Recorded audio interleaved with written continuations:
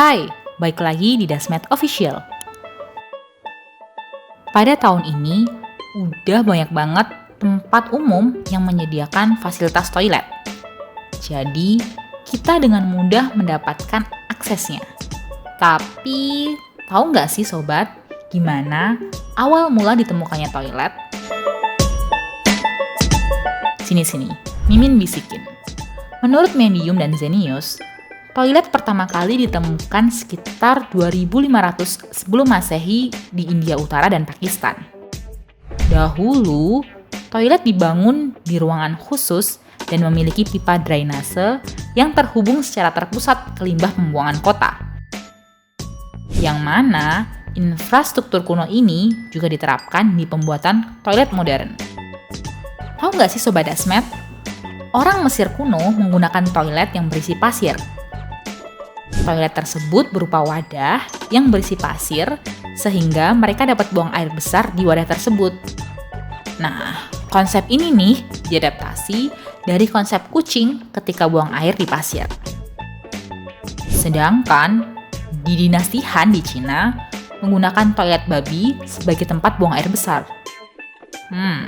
Toilet ini memiliki lubang pembuangan yang terhubung dengan kandang babi, sehingga kotoran manusia nantinya akan dikonsumsi sebagai pakan bagi para babi. Wow, cukup mengejutkan ya. Pada abad 16, flush toilet modern ditemukan oleh Sir John Harington. Perangkat toilet modern tersebut digambarkan seperti tangki yang ditinggikan, dan nantinya air beserta kotoran manusia akan dibuang ke mangkuk toilet. Sedangkan nih, pada abad ke-18, toilet flushable disempurnakan oleh penemu Skotlandia Alexander Cumming dan penemu Inggris John Braham. Keduanya bersama-sama mengembangkan perangkat pipa canggih yang membantu membuat toilet dengan pembilasan modern. Pada akhirnya, toilet modern dengan sistem pembilasan modern ini dipasarkan oleh Thomas Crapper.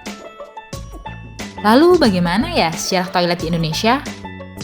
Tak jauh berbeda nih sobat dengan sejarah toilet dunia. Dulunya, masyarakat terbiasa buang air besar di pinggir sungai, di jalan, di hutan, di ruang terbuka, atau di tanah yang dilubangi. Namun, sekarang setidaknya setiap rumah di Indonesia memiliki toilet sebagai fasilitas sanitasi mereka. Alih-alih menggunakan toilet duduk, masyarakat Indonesia lebih familiar dengan penggunaan toilet jongkok.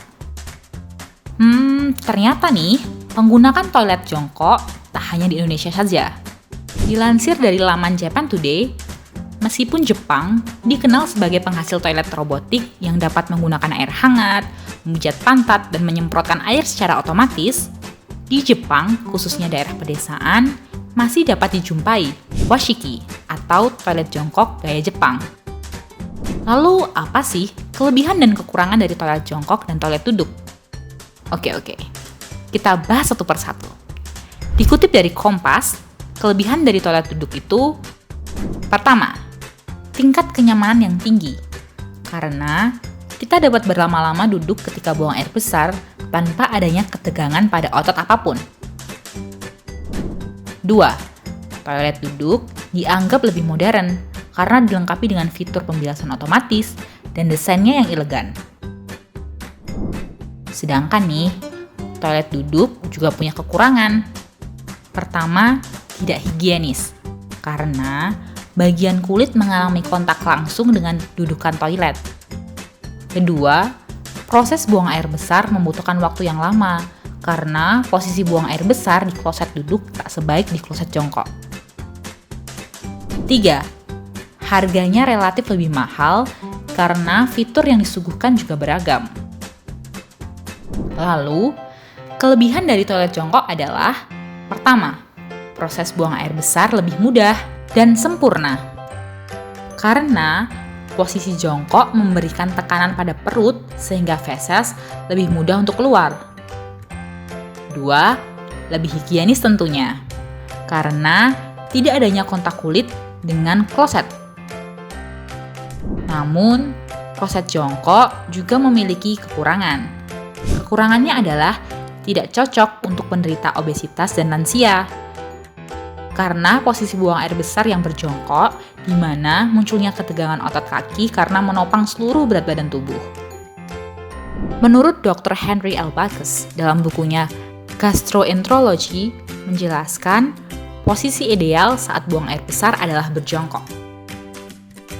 Loh, kenapa kok seperti itu?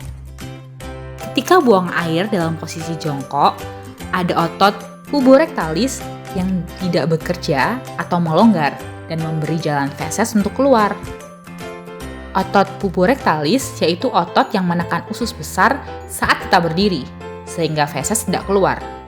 Berbeda dengan posisi duduk, ketika buang air besar, yang mana otot puborectalis masih bekerja dan melonggar sedikit, mengakibatkan feses sulit untuk keluar. Lalu gimana cara mengatasi feses sulit keluar ketika menggunakan toilet duduk? Nah, gini nih Sobat Dasmet. Hal yang harus dilakukan ketika menggunakan toilet duduk. Pertama, seka permukaan toilet yang kontak langsung dengan kulit menggunakan tisu dan air ketika mau dipakai. Kedua, duduk posisikan lutut lebih tinggi dari pinggul, membentuk sudut 35 derajat. Bisa menggunakan kursi kecil untuk meninggikan kaki. 3. Luruskan tulang belakang dan condongkan tubuh sedikit ke depan. Dan perlahan dorong feses keluar.